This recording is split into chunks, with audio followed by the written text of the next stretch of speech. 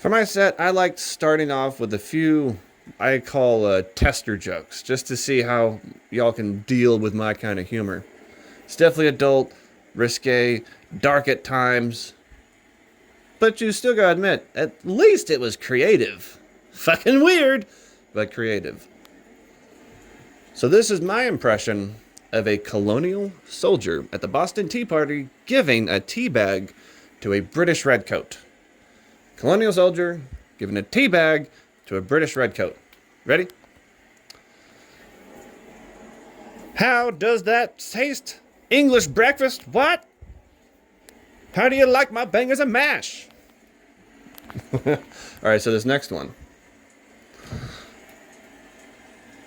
The magical stork, when it's carrying the delivery, if they drop the package, would that be considered a missing package or a missed carry? Yes, that's a bit of a dark one, but it's a magical bird screwing up at his job, so don't fucking worry too much. It didn't happen, doesn't exist. So I've been drinking a lot of tap water. So much so that my cum actually whitens my girlfriend's teeth. Alright, that's enough testers. Let's go ahead and get to the real shit. The reason y'all are here, the crap I've worked so damn hard on to get to the point it is today. Who here wishes they could become a vampire? Go ahead, yell it out. Cheer to the heavens, you want to be a vampire. Should be fun. What do you think the best age is? What do you think the best age is, sir? That's a good one. And you? That's a good one, too. Some people think between 18 at the most 33. Either you're going to be, like, fuckable forever, or at least respectable forever. Those two things. But nobody ever really thinks about you can become a vampire at any time. At any age. Can you imagine? It's your 100th birthday. Your body's falling apart. You got leaky dick everywhere. Dementia. Bones don't work. And then you got dentures.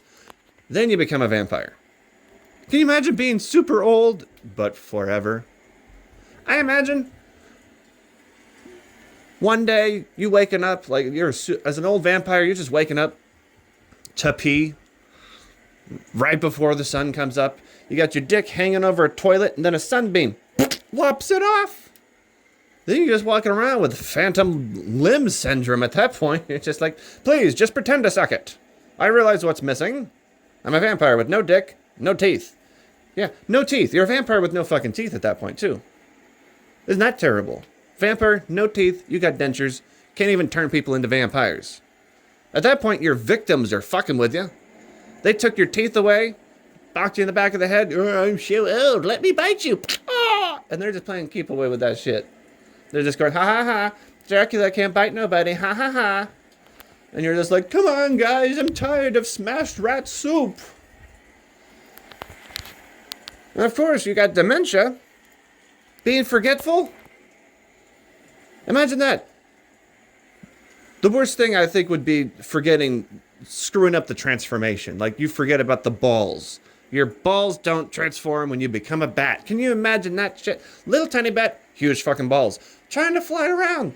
Looking like a glorified game of Flappy Birds. Or in your case, massive flappy balls. You're just flying around with a couple of kettlebells hanging. One of them's bigger than the other. So you're flying in a circle. As you're falling to the ground towards your natural nemesis. Van Balsing, the vampire taint hunter.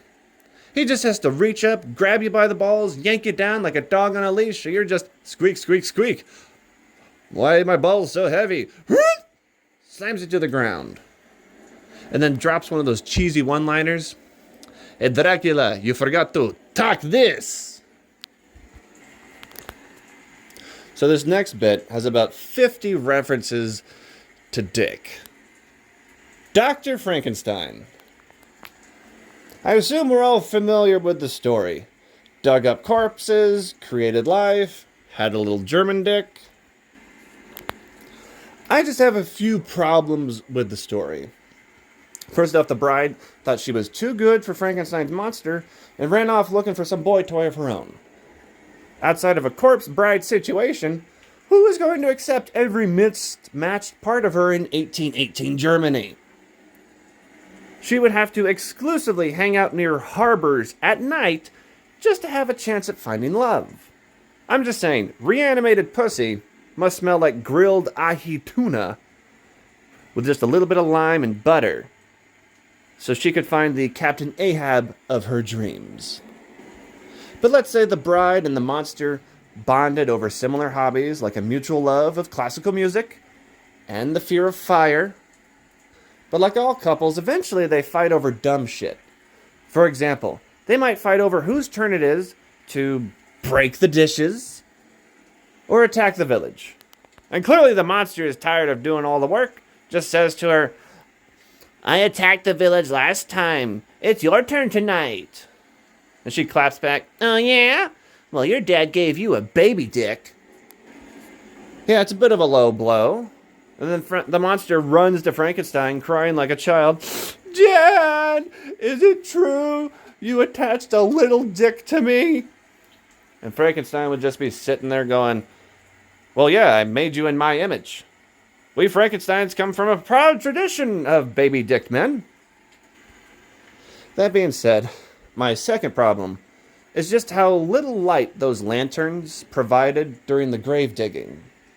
If the story was a little more accurate, Dr. Frankenstein might have accidentally attached the tail of a rattlesnake to his monster, clearly by mistake. Like the worst pin the tail on the donkey game. And every time the monster sees fire, you hear a rattlesnake noise coming from his crotch. He'd just be like, "Ah, fire." I imagine a mob would be chasing him one day. And the monster, while trying to be extra quiet, he's hiding behind a tree.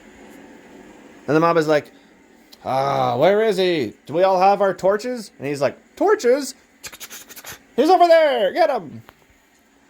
I don't know, I could use a better sound effect for rattle. Like, brrr. I don't know, that'd be weird if rattlesnakes did that. But my last problem is, there really hasn't been a black Dr. Frankenstein. If I was writing the story for Black Dr. Frankenstein, the story would be a lot shorter. And his name would be Blackenstein, which coincidentally is German for big black cock. First off, no villages would be destroyed, no angry mobs, and he would make 3 monsters, all of them women, with fat asses, for himself. And Dr. Blackenstein would dick those monster ladies down so good, they'd never leave. Even if one of them did venture outside, all Dr. Blackenstein has to do is pull out his violin, use that dick like a fiddlestick, and just play a song like any song, that doesn't matter. And then she just hears what's called the Ballad of Good D, and then charges through every wall, breaking through rock and wood, screaming in ecstasy to get back to her man. Cock. Big cock. Brenda like big black cock. All right, that's been my time. You've been a wonderful audience.